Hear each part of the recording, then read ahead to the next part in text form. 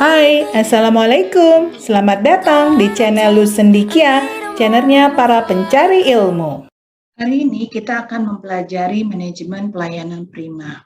Materi yang akan kita pelajari meliputi pengertiannya, kemudian tujuan pelayanan prima, dan terakhir adalah tuntutan dan harapan pelayanan prima. Nah, baik teman-teman, sebelum kita melangkah lebih jauh memahami materi tentang apa itu pelayanan prima, ada baiknya kita melihat dulu video yang satu ini.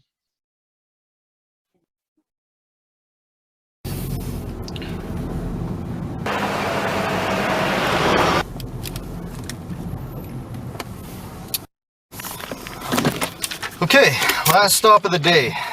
Pipe adhesive and deck stain.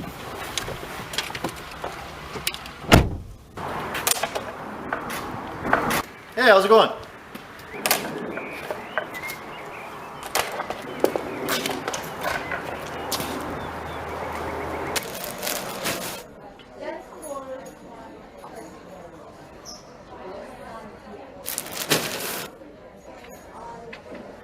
Hey, excuse me.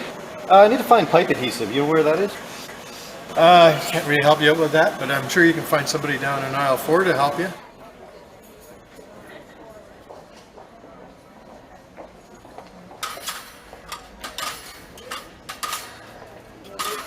Excuse me.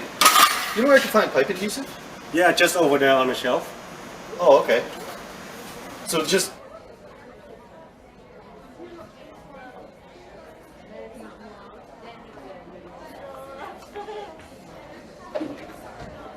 Hey, can you, hey guys,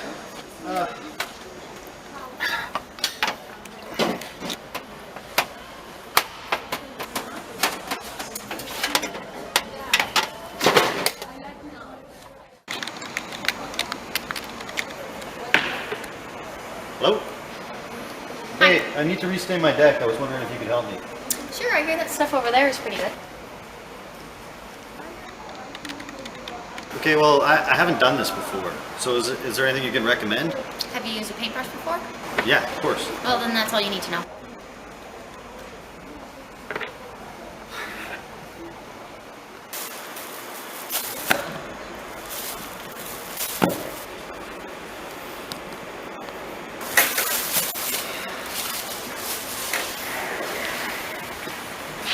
Oh, brushes. I forgot brushes.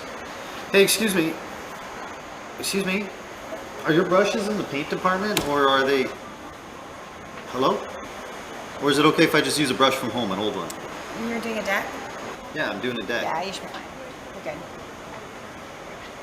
You know what? Just forget it. Just forget it.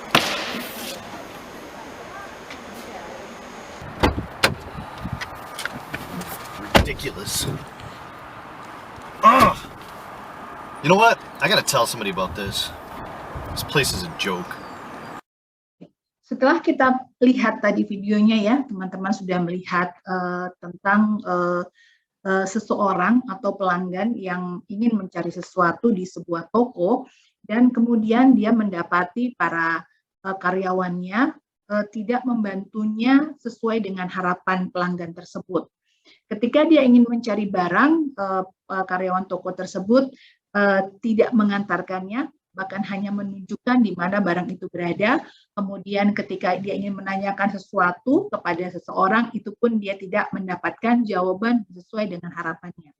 Dan kemudian di akhir video itu kita bisa lihat bagaimana kecewanya pelanggan tersebut dan dia kemudian berniat untuk memberikan informasi bahwa toko yang dimasuki tadi adalah toko yang tidak bisa memberikan pelayanan sesuai dengan harapannya. Nah, di sini teman-teman akan bisa melihat bahwa ketika seseorang atau sebuah perusahaan itu tidak bisa menerapkan service excellent atau pelayanan prima, maka akibat yang akan diperoleh adalah sangat buruk ya. Pelanggan merasa kecewa, kemudian dia menyampaikan kepada semua orang melalui media sosial. Oleh karena itu, teman-teman perlu paham bahwa pelayanan prima adalah awal terciptanya kepuasan konsumen.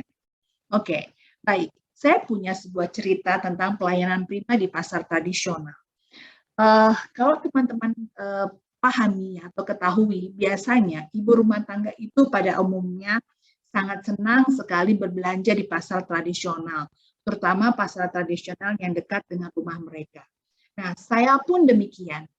Di pasar tradisional yang ada di dekat rumah saya, yaitu Pasar Kecapi, saya akan bertemu dengan banyak penjual dan saya memiliki beberapa pelanggan untuk membeli sayur, ikan, daging, dan ayam, bahkan jajanan pasar. Nah, ada salah satu langganan saya, Mas penjual sayur, itu yang membuat saya terkesan adalah harganya relatif murah.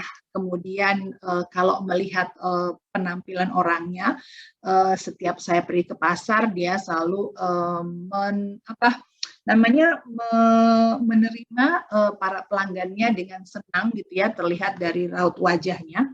Kemudian kita bisa memilih sayur-sayur apa yang kita suka, seberapa banyak kita bungkus sendiri, kita jadikan satu, kemudian di akhir nanti Mas penjual itu akan menimbangnya dan kemudian menghitungnya. Nah, ketika saya ingin membeli sesuatu yang dia tidak tersediakan di toko tersebut, maka dia akan senang hati membelikannya membelikan apa yang saya butuhkan itu di kios sebelahnya atau di tempat lain yang ada, gitu ya. Nah, itu membuat saya senang. Kenapa? Artinya saya tidak perlu lagi harus berpikir kemana harus saya cari sayuran yang tidak tersedia di kios tersebut. Nah, saya perhatikan ia juga melakukan tawaran gitu ya. Jadi kalau ada pelanggan yang akan membeli juta besar termasuk saya, dan kemudian dia akan bertanya, apakah ibu akan langsung pulang atau ibu akan berjalan-jalan lagi di pasar ini? Maka kalau saya bilang, ya saya masih ada keperluan untuk membeli barang-barang yang lain atau sayuran yang lain, maka dia akan menawarkan, mau dititip Bu di sini. Ya seperti itu. Dan ketika saya titipkan, maka saya akan pergi mencari sayuran dan kebutuhan yang saya perlukan, kemudian saya kembali lagi ke kios tersebut, dan dia mengambil titipan saya, dan dia melihat apa yang saya bawa. Dan kemudian dia memberikan layanan yang tak terduga gitu ya, bahwa ibu sini barang-barang ibu itu saya satukan supaya ibu mudah untuk membawanya. Kemudian kalau saya terlihat kerepotan untuk membawa barang-barang yang saya beli itu, maka dia akan menawarkan gitu ya, dia akan menawarkan atau mengasih tahu temannya atau rekannya untuk membawakan barang-barang yang sudah saya beli tersebut ke motor saya atau ke mobil saya, di mana saya memarkirkan motor tersebut atau mobil tersebut di tempat parkiran yang kalau jalan lumayan juga ya, kalau kita bawa barang-barang yang agak berat tersebut. Nah, itu adalah kepuasan saya belanja di toko tersebut sebelum era pandemi COVID-19. Nah, kemudian ketika COVID-19 melanda Indonesia, maka saya memiliki kekhawatiran untuk bisa pergi ke pasar ya, karena saya khawatir saya akan terpapar COVID-19. Nah, Mas pedagang tersebut membuka layanan pesan antar. Jadi kita bisa memesan apa yang kita butuhkan menggunakan atau via WA ya, 1 hari sebelumnya ya. Jadi misalnya saya butuh untuk esok hari, maka malamnya saya akan WA. Ya, kemudian nanti barang yang saya pesan itu akan diantar ke rumah dengan menggunakan sepeda motor sebelum pukul 9 pagi. Nah, hal yang membuat saya terkesan adalah karena saya tidak bisa ke pasar, tetapi saya membutuhkan kebutuhan rumah tangga yang lain, tidak hanya sayur, tapi saya butuh lauk ya, misalnya ayam, ikan, atau kebutuhan yang lain. Tentunya saya berpikir ya, aduh kalau saya pesan via WA ini apa enak ya, saya pesan ayam atau saya minta dibelikan ikan, padahal kios yang saya pesan ini adalah kios sayuran. Nah, namun ya ternyata kekhawatiran saya itu tidak terbukti ya, karena Mas penjual ini pun menawarkan jika ibu membutuhkan barang-barang yang di luar sayur-sayuran, maka mereka akan menyediakan. Nah, awalnya saya coba karena agak khawatir, karena kalau saya beli ikan atau ayam gitu ya, saya serahkan kepada orang, apakah ikan dan ayam itu atau daging tersebut akan sesuai dengan apa yang saya butuhkan ya, mutunya gitu ya, bentuknya atau ukurannya gitu kan.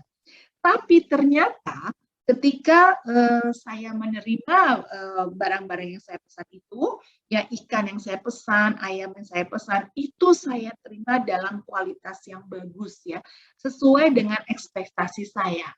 Dan itu membuat saya puas. Kenapa saya puas?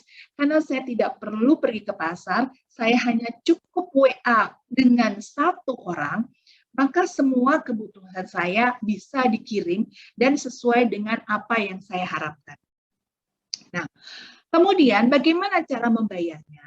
Nah, Mas penjual ini saya pikir cukup amanah. Jadi sebelum barang itu dikirim ke rumah saya, maka dia akan mengirimkan rincian biayanya. Dia tulis dengan tulisan tangan, kemudian dia meminta saya untuk mengecek kembali apakah barang-barang yang sudah saya pesan itu sesuai dengan saya inginkan.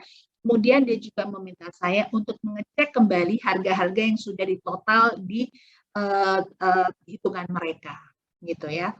Nah, kemudian ketika saya sudah mengecek, kemudian barang yang saya butuhkan sudah sesuai dengan yang saya butuhkan dan saya inginkan, kemudian harganya sudah benar, maka saya akan bilang ke Masnya, oke, saya setuju dengan barang dan harga yang sudah diinformasikan kepada saya, maka tolong diantar, saya menyediakan uang, misalnya 100.000, maka Mas harus menyiapkan kembalian sekian.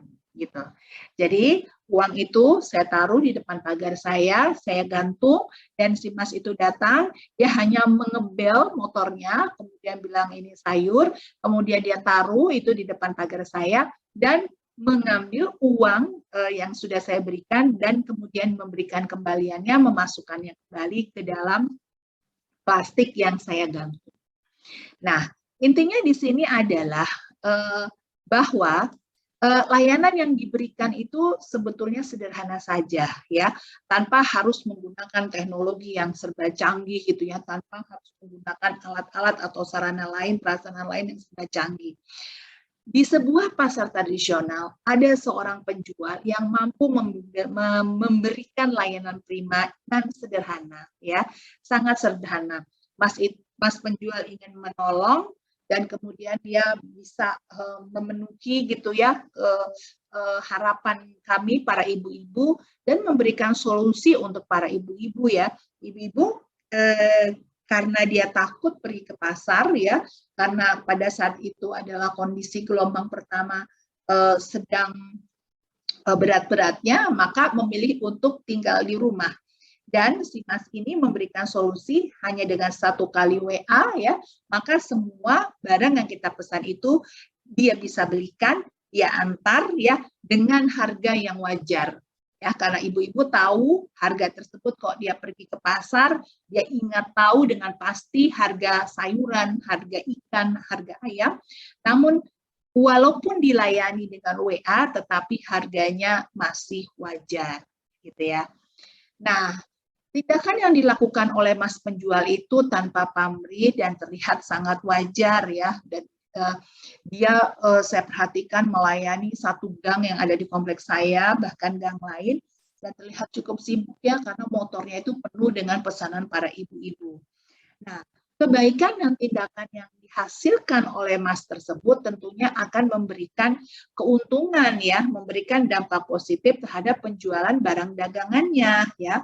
Jadi ibu-ibu pesan barang dagangannya yang ada di kiosnya, kemudian juga ibu-ibu bisa pesan barang lain atau daging atau ikan atau ayam yang tidak ada di kios tersebut. Otomatis walaupun misalnya saat itu pandemi dan orang jarang sekali ke pasar, dia tidak ada mengalami kekurangan dalam hal pendapatan, karena dia si Mas penjual ini berinovasi gitu ya, memberikan layanan menggunakan WA, kemudian menghantarkan semua pesanan-pesanan itu kepada ibu-ibu, dan semua pesanan itu bisa dibeli walaupun dia tidak menyediakan di kios tersebut.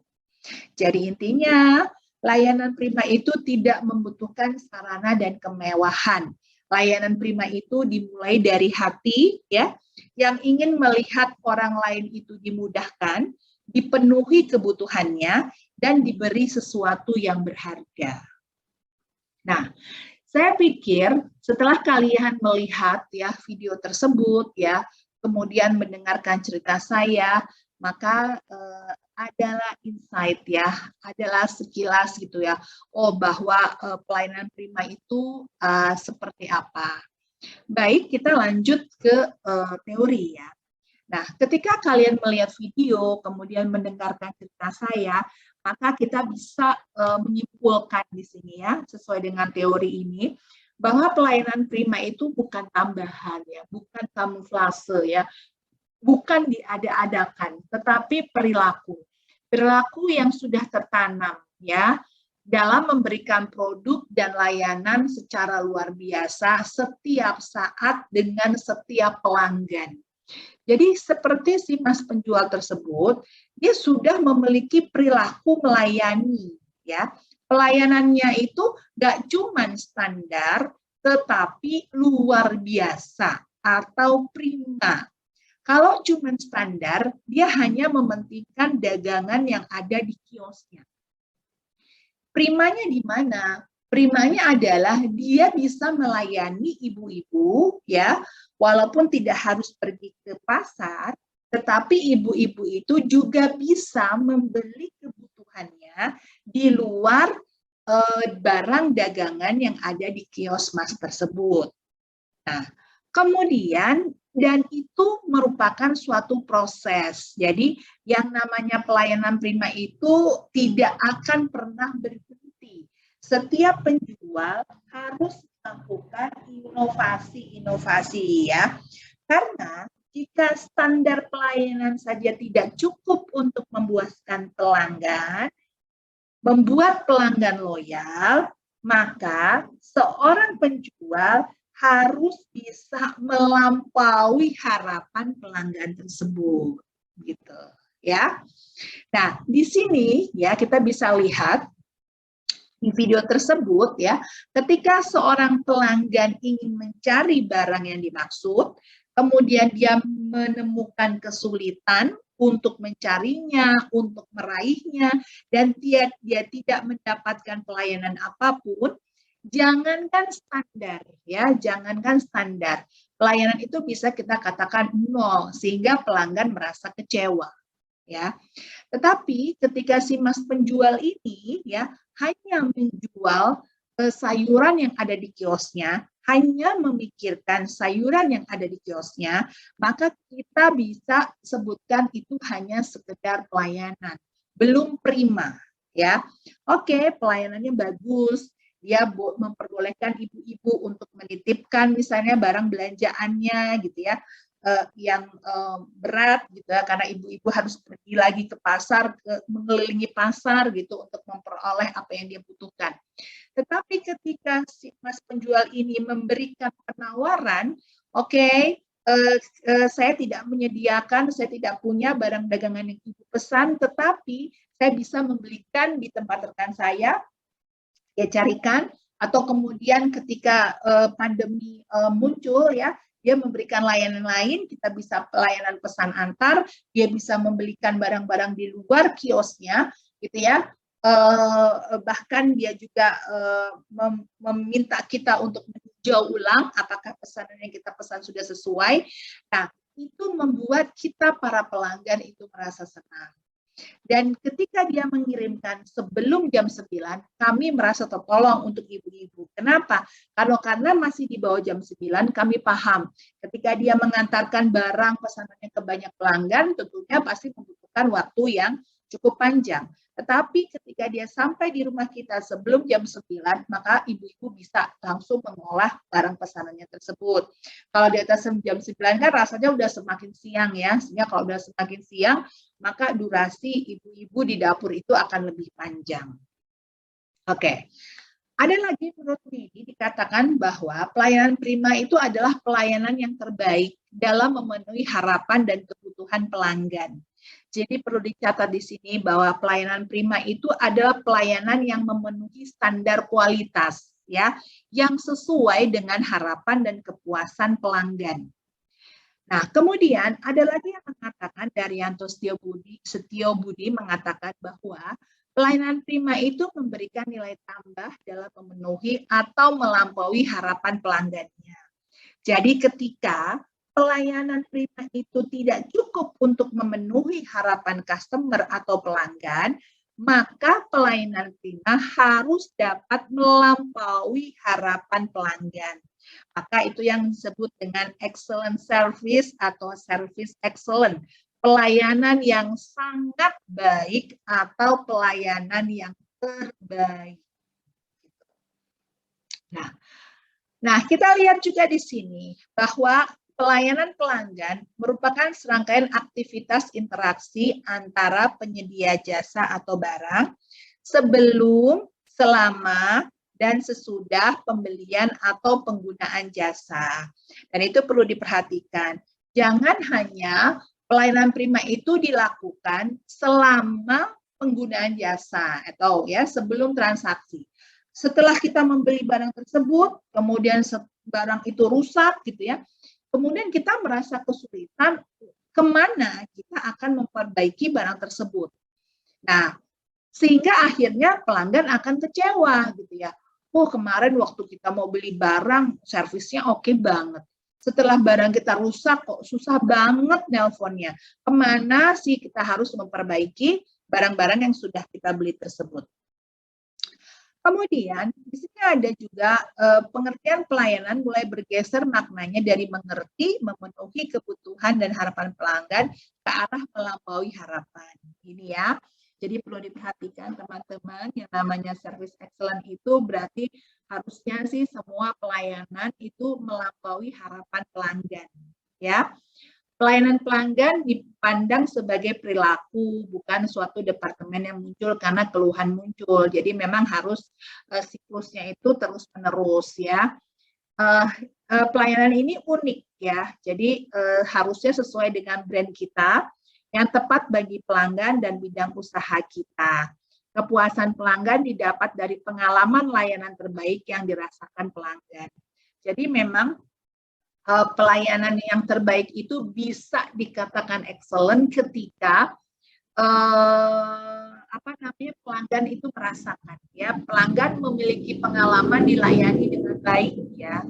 Seperti tadi video tadi, pelanggan tidak memiliki pengalaman untuk merasa bahwa dia dilayani dengan baik, sehingga dia kesal dan kemudian dia menyebarkan melalui sosial media bahwa toko tersebut pelayanannya tidak baik. Tapi beda juga dengan pengalaman saya dengan Mas penjual ini, saya memiliki pengalaman yang baik gitu ya. Saya merasa sangat puas, merasa tertolong gitu ya. Solusi saya untuk tidak pergi ke pasar, tetapi saya bisa membeli barang-barang yang saya butuhkan itu pun terpecahkan karena keinginan membantu dari Mas penjual tersebut. Baik, sekarang kita lihat di sini ya harapan pelanggannya. Kenapa kok pelanggan itu beda-beda gitu ya? Yang satu sudah puas, yang satu lagi belum puas ya. Di sini kita bisa lihat bahwa ada perbedaan gitu ya, ada perbedaan service quality level ya. Jadi penyebab keluhan itu bukan hanya disebabkan oleh satu pihak, tetapi juga bisa saja pelanggan mengeluhkan hal-hal yang lain gitu ya. Misalnya ya, ada pelanggan yang merasa bahwa menu khas Jepang yang dia pesan itu tidak memuaskan ya, bukan karena masakannya, bukan karena produknya gitu ya, tetapi ternyata pelanggan tersebut tidak bisa menyantap masakan Jepang yang lezat itu karena kesulitan menggunakan sumpit ya. Di sini kita bisa melihat bahwa penyebab ketidakpuasan atau keluhan pelanggan itu tidak selalu karena kesalahan produknya atau pemberi layanan ya. Jadi karena pelanggan sebetulnya tidak tahu dan tidak diberitahu bagaimana standar kualitas layanan perusahaan tersebut ya. Jadi harapan pelanggan itu beda-beda gitu ya. Produknya sudah oke, layanannya sudah oke gitu ya. Tapi dia nggak merasa puas gitu. Karena sebetulnya dia hanya low expectation saja gitu ya, kayak gini ya. Kita beli masakan Jepang, restorannya banyak, bagus gitu ya. Makanannya enak, tetapi dia tidak puas. Kenapa? Karena dia nggak bisa pakai sumpit. Kalau misalnya restoran Jepang itu menyediakan sendok dan garpu gitu ya, yang lebih mudah daripada sumpit karena sebetulnya dia hanya ekspektasinya rendah saja, tentunya dia kemungkinan akan puas gitu.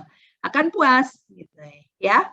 Jadi itulah pentingnya kita melakukan survei pelanggan ya. Karena apa? Jika pelanggan merasa puas, perusahaan tidak perlu lagi melakukan perubahan atau perbaikan. Ya, kayak tadi kita pergi ke restoran Jepang, semuanya sudah bagus, pelayanannya sudah bagus, tetapi pelanggan kesulitan karena dia tidak bisa menggunakan sumpit, maka perusahaan tersebut atau restoran tersebut harus melakukan suatu inovasi supaya pelanggannya merasa puas. Ya, nah. Karena kenapa? Karena bukan tidak mungkin pelanggan itu memiliki ekspektasi yang rendah, gitu ya. Jadi nggak semua pelanggan itu memiliki ekspektasi yang tinggi. Jadi ketika pelanggan memiliki ekspektasi yang rendah, walaupun standar pelayanan yang diberikannya itu sudah cukup, maka tentunya dia akan tetap tidak puas. Ya, dengan demikian maka akan muncul keluhan dari pelanggan ya. Jadi di sini teman-teman bisa pahami gitu ya. Ketika sebuah service quality level tinggi gitu ya, di mana di sini ada harapan pelanggan yang tinggi, ada harapan pelanggan yang rendah, maka ini kita harus perhatikan ya. Nah, service quality levelnya tinggi tetapi harapan pelanggannya tinggi, maka dia tentunya akan merasa puas. Saya pergi ke restoran Jepang, saya suka produknya, saya suka suasananya, saya bisa makan sumpit, maka saya puas, saya senang, saya kenyang, saya puas.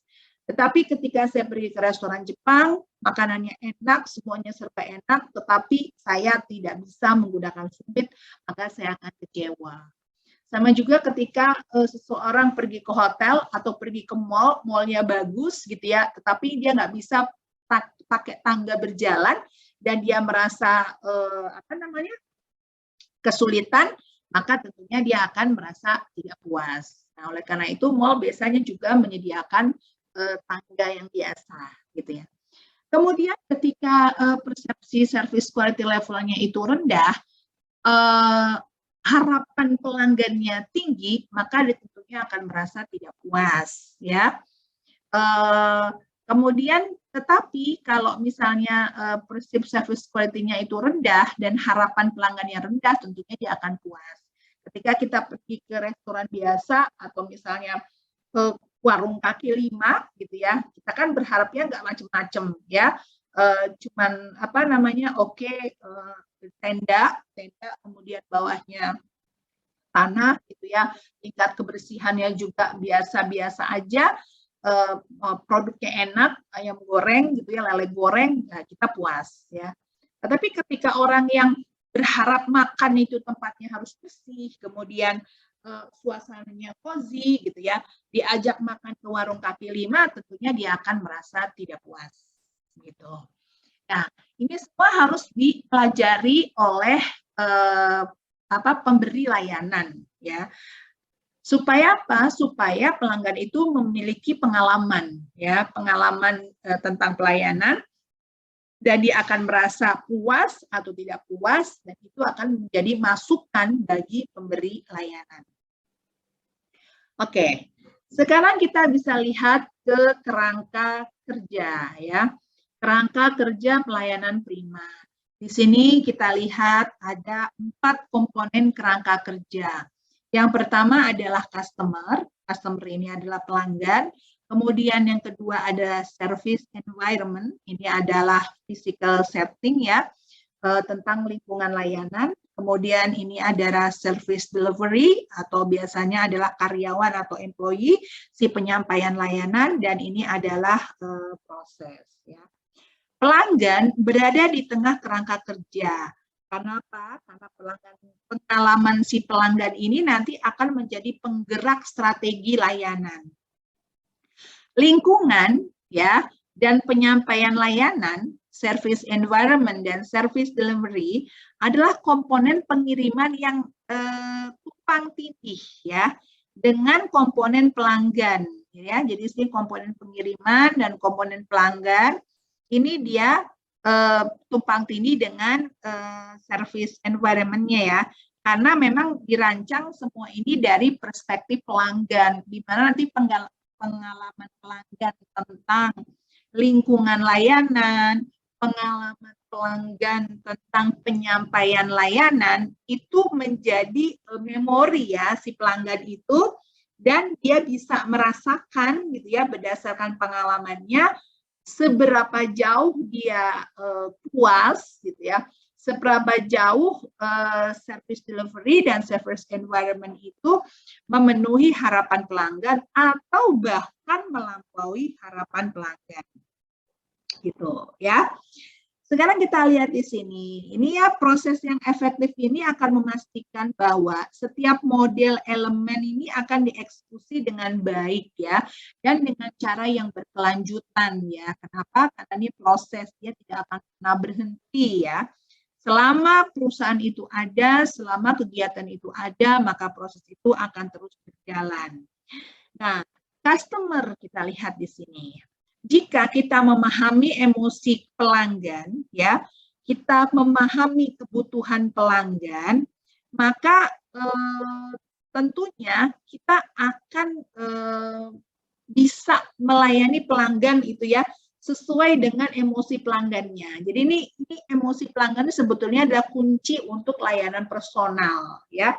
Apa yang dibutuhkan, apa yang diinginkan, gitu ya. Misalnya kayak gini. Ketika seseorang pergi ke rumah sakit, dia bertanya gitu ya di front office atau bertanya kepada susternya dengan kalimat, Mbak, saya di sini untuk melihat putri saya. Dia baru saja melahirkan, di mana ya ruangannya, ya nama putri saya Anita misalnya. Atau yang kedua adalah dia tergopoh-gopoh memasuki rumah sakit dan dia bilang, saya ingin melihat putri saya. Dia baru saja kecelakaan mobil.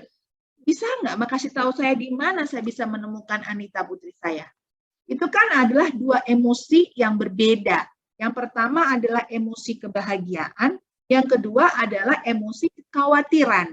Nah, gimana si service delivery ini adalah suster atau misalnya di front office-nya itu menjawab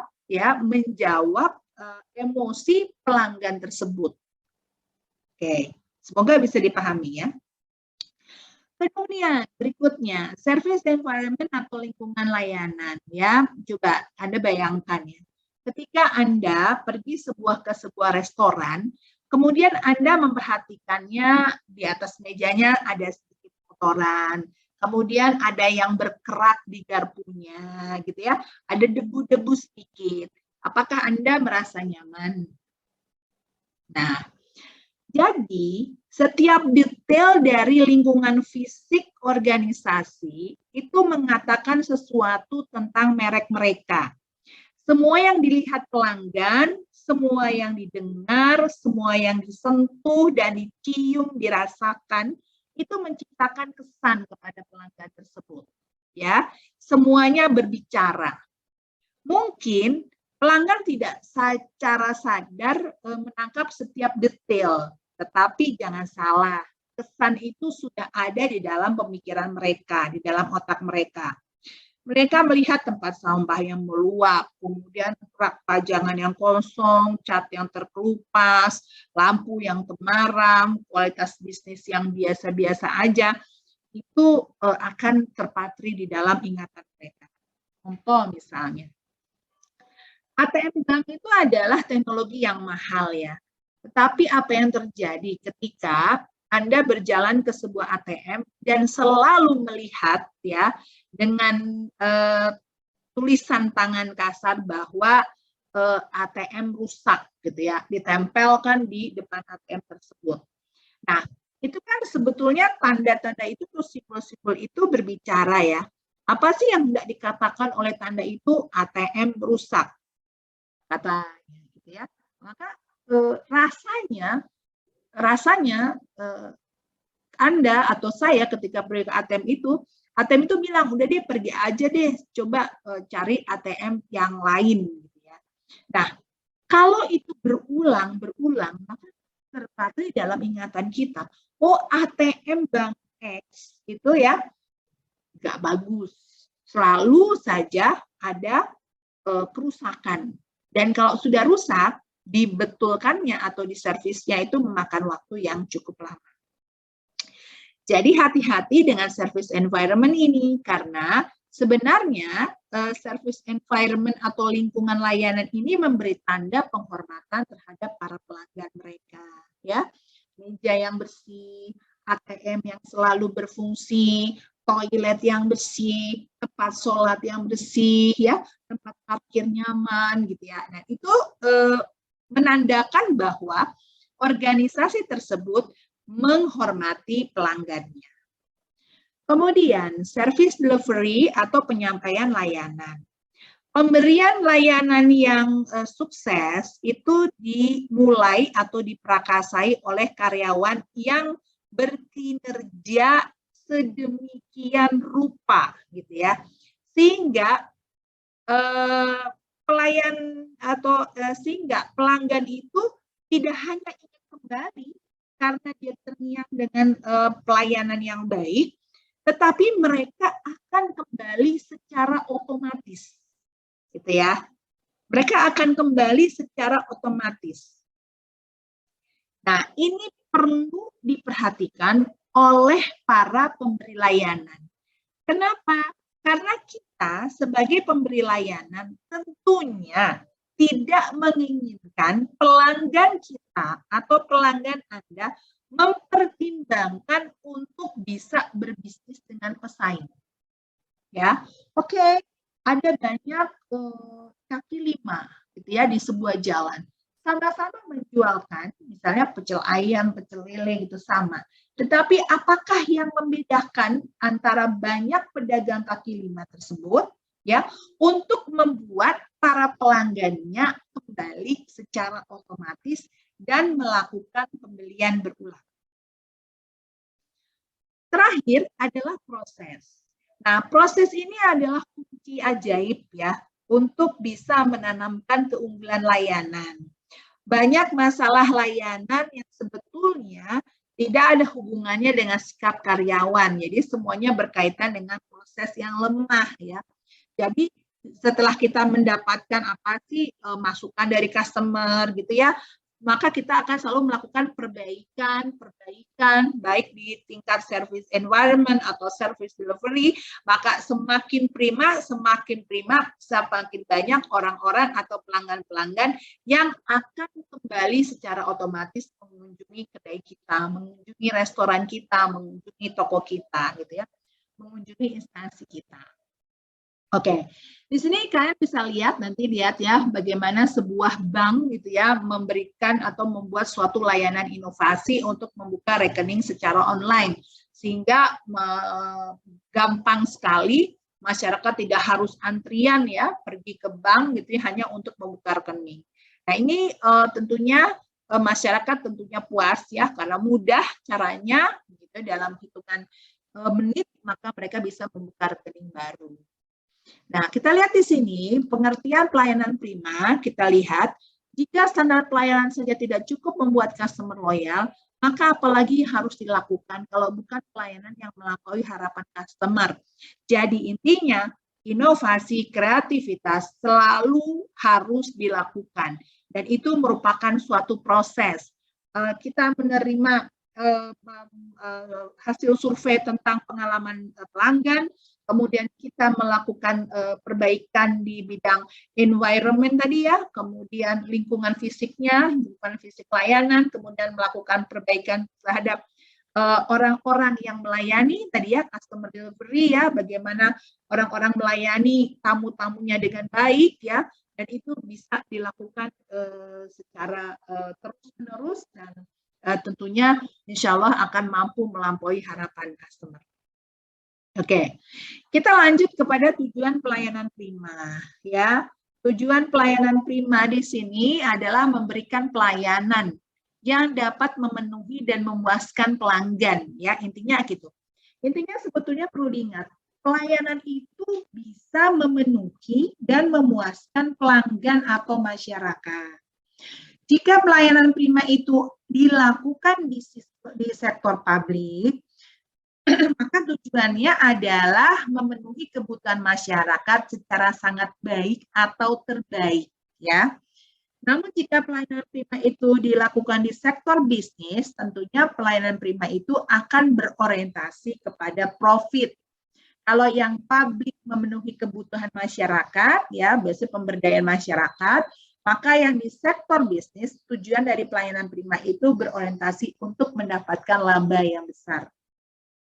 Nah, kita lihat di sini ya, tuntutan dan harapan pelayanan prima. Jadi, pelayanan prima itu dimulai dari publik dan berakhir untuk publik. Artinya, spesifikasi pelayanan prima harus dimulai dari identifikasi kebutuhan dan keinginan yang muncul dari adanya harapan pelanggan. Ya, dari adanya harapan pelanggan.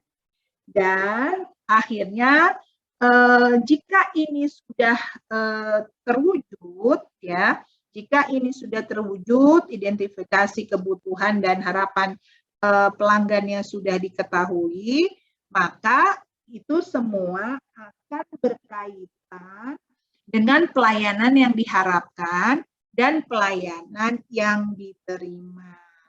Gitu ya. Nah, sebetulnya ada kesenjangan ya antara nilai yang diberikan dengan kenyataan yang dialami dan yang dibayangkan oleh pelanggan ya. Perbedaan antara persepsi layanan yang didapatkan pelanggan dan ekspektasi yang dimiliki oleh pelanggan itu yang disebut dengan service quality gap ya, atau kesenjangan kualitas layanan ya. Oke, baik, kita masuk ke kesenjangan kualitas layanan. Kita lihat di sini, gap yang pertama itu adalah customer ya, customer marketing ya, customer marketing dan pendapat manajemen ya, manajemen perception. Ini adalah gap antara harapan pelanggan dan persepsi manajemen ya. Ini semua ya, gap antara harapan pelanggan dan persepsi atau kinerja manajemen itu atas harapan tersebut ya, atas harapan pelanggan tersebut akan membawa dampak terhadap penilaian pelanggan atas kualitas pelayanannya ya. Jadi akibat ketidaktahuan manajemen tentang kualitas pelayanan, seperti apa sih yang sebenarnya diharapkan pelanggan dan bagaimana sih penilaian pelanggan terhadap pelayanan yang diberikan gitu ya, maka akan timbul gap gitu. Nah, faktor kunci yang menyebabkan kesenjangan ini biasanya adalah riset pemasaran yang tidak cukup ya. Kemudian informasi tentang harapan pelanggan yang ditafsirkan buruk ya oleh pemberi layanan. Kemudian penelitian itu tidak fokus pada kualitas permintaan ya. Kemudian banyak lapisan ya, lapisan garda depan dan manajemen tingkat atas itu berlapis-lapis sehingga informasi tentang harapan pelanggan itu tidak sampai dengan benar, ya. Nah, oleh karena itu di sini perlu diperbaiki ya bahwa pemahaman tentang customer itu perlu ditingkatkan, ya. Misalnya kalau organisasi publik menduga misalnya pelanggan yang ingin pelayanan lengkap dengan waktu yang cepat gitu tidak bisa dipenuhi. Kenapa? Karena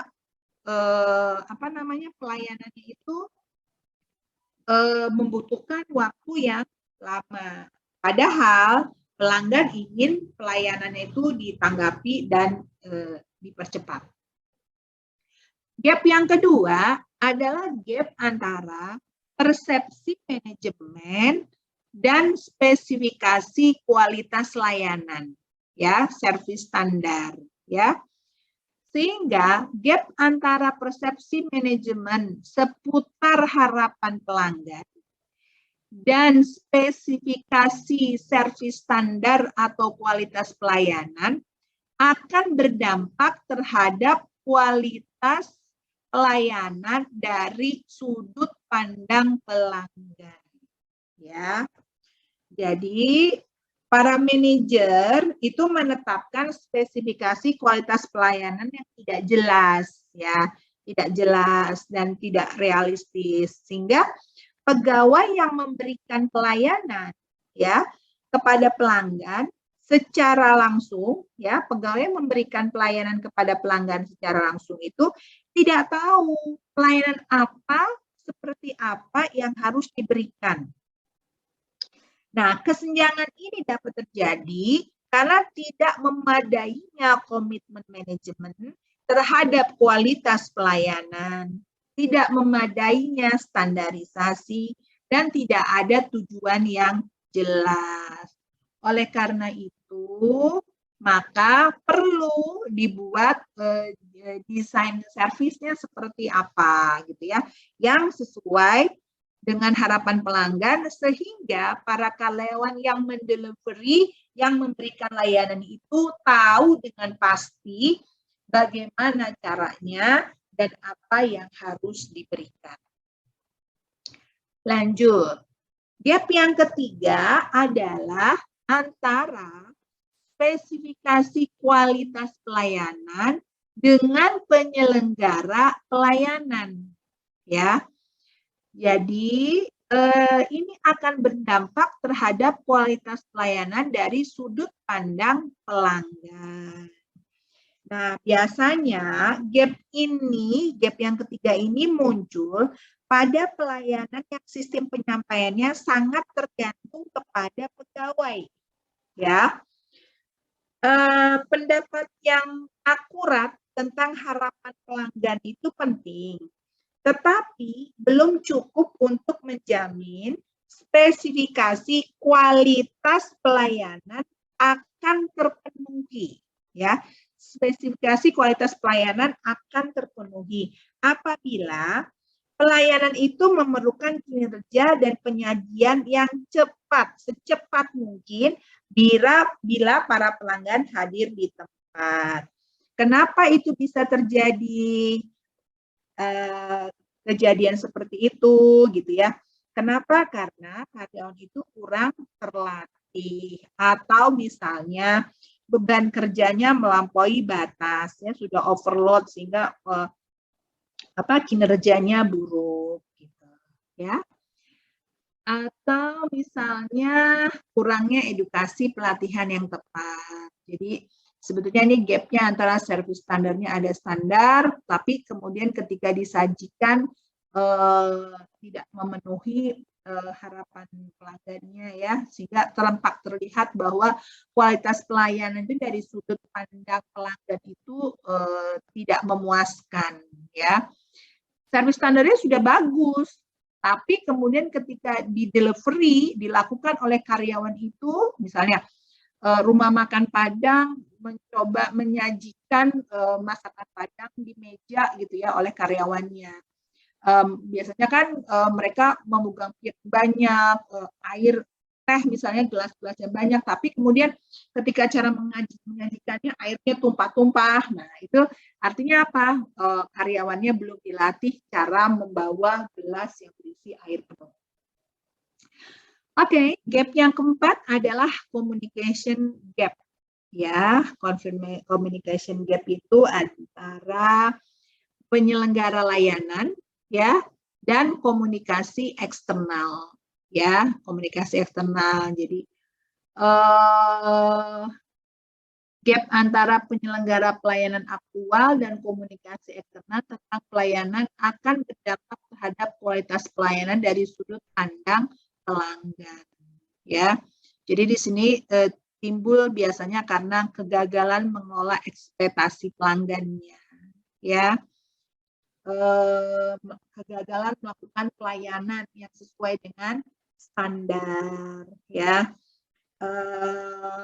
Ini apa namanya janji yang disampaikan misalnya bukan hanya meningkatkan harapan pelanggan yang akan dijadikan sebagai standar kualitas pelayanan yang diterima pelanggan, akan tetapi tentu juga akan meningkatkan pendapatan tentang pelayanan, akan meningkatkan pendapat ya, bukan pendapatan, akan meningkatkan pendapat tentang pelayanan yang akan disampaikan kepada pelanggan ya. Jadi kegagalan dalam memenuhi janji ya yang dijanjikan dengan fakta ini akan membesar gap ya, akan memperbesar gap ya. Karena itu di sini penting sekali komunikasi. Tujuannya apa? Untuk bisa mengelola ya, mengelola ekspektasi pelanggan ya. Service delivery karyawannya sudah bagus gitu ya, tetapi ternyata ekspektasi pelanggannya berbeda ya. Jadi di sini perlu diperhatikan bahwa ketika seseorang melakukan pelayanan, jangan kita merasa kepedean bahwa service yang kita lakukan itu sudah paling the best gitu. Tapi ternyata harapan customer itu berbeda. The best menurut pemberi layanan belum tentu the best oleh customer. Yang kelima adalah gap customer satisfaction ya. Gap antara pelayanan yang diharapkan dan pelayanan yang diterima ya, pelayanan yang diharapkan dan pelayanan yang diterima. Jadi di sini kualitas yang pelanggan terima dalam pelayanan antara pelayanan diharapkan dan pelayanan yang diterima. Biasanya gap kelima ini muncul ketika pelanggan salah menafsirkan kualitas pelayanannya. Misalnya contoh ya, dokter mungkin ketika seorang pasien dirawat di rumah sakit, dia akan terus menghubungi pasien atau memantau pasien gitu ya, memastikan bahwa perawatan tersebut sudah prima. Tetapi pasien yang sedang sakit ini kalau sering-sering ditengok, dikunjungi oleh dokter, maka dia akan menafsirkan hal yang lain gitu ya. Duh, apakah penyakit saya parah gitu ya, apakah akan ada sesuatu yang terjadi dengan diri saya, kenapa dokter dan suster itu selalu setiap beberapa jam mengunjungi kamar saya, kemudian melakukan pemeriksaan-pemeriksaan. Oke, nah di sini gap ini berarti kan timbul adanya perbedaan ya antara kinerja pelayanan yang diterima pelanggan dengan kinerja pelayanan yang diharapkan. Kalau orang sakit, karena sudah khawatir dengan dirinya, ketika dokter berulang kali masuk ke kamarnya, memeriksa dirinya, tentu dia akan berpikir hal yang buruk-buruk gitu ya. Tapi sebetulnya itu kinerja dokter memang kayak gitu. Nah itu ada gapnya kayak gitu ya. Jadi beda gitu antara yang diterima pelanggan dengan kinerja pelayanan yang diharapkan. Jadi kesenjangan ini terjadi ketika pelanggan mempunyai persepsi sendiri, ya. Kemudian dan mempunyai harapan sendiri. Nah, ini adalah gap-gap ya yang terjadi di seputar pelayanan prima, ya, seputar pelayanan prima. Ini gapnya seperti ini. Jadi memang kita harus memperhatikan 5 gap ini gitu ya. Mana yang bisa kita penuhi? Yang pertama berarti kita harus lebih memahami pelanggan. Kemudian kita meningkatkan desain servis kita. Semakin baik lagi, semakin baik lagi ya. Kemudian kita meningkatkan spesifikasi kualitas pelayanan ya, kinerja pelayanannya ditingkatkan, kinerja karyawannya ditingkatkan ya, kemudian melakukan komunikasi ya, dan memahami apa sih yang diharapkan dan yang diinginkan oleh para pelanggan kita.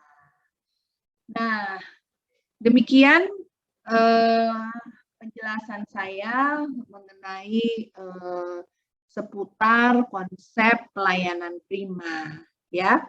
Di sini ada kesimpulannya bahwa diharapkan kita sebagai karyawan itu bisa melihat layanan melalui lensa pelanggan, bukan berdasarkan keinginan kita, bukan berdasarkan kacamata kita.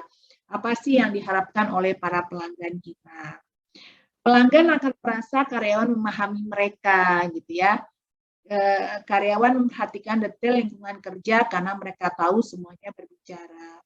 Tadi ya, meja yang kotor, toilet yang bersih, kamar mandi yang bersih, tempat sholat yang bersih, gitu ya, ruangan yang wangi, gitu ya, itu terekam di dalam otak mereka, gitu ya, dan secara tidak langsung akan bisa memuaskan diri mereka. Para pelanggan, mereka tahu dengan pasti bahwa mereka berurusan dengan organisasi yang berkualitas ya. Kalian paham makan di restoran yang bagus, nyaman gitu ya. Dan itu akan teringat terus dan diusahakan agar para karyawan itu bisa konsisten ya untuk melakukan hal-hal kecil yang menciptakan layanan wow. Seperti tadi Mas di pasar ya. Itu dia melakukan hal-hal yang sederhana saja, tetapi ibu-ibu merasa istimewa dan diperhatikan. Nah, organisasi diharapkan terus berkembang dan mencari cara untuk menciptakan pahlawan layanan. Oke. Nah, demikian materi saya tentang manajemen pelayanan prima. Mudah-mudahan teman-teman bisa memahami dengan baik, kemudian bisa memperhatikannya dengan baik. Salam dari saya, semoga para pembelajar semakin bisa berkontribusi ya dalam melakukan pelayanan prima yang disesuaikan dengan lingkungan organisasi di mana teman-teman berada semua. Assalamualaikum warahmatullahi wabarakatuh dan salam cendekia.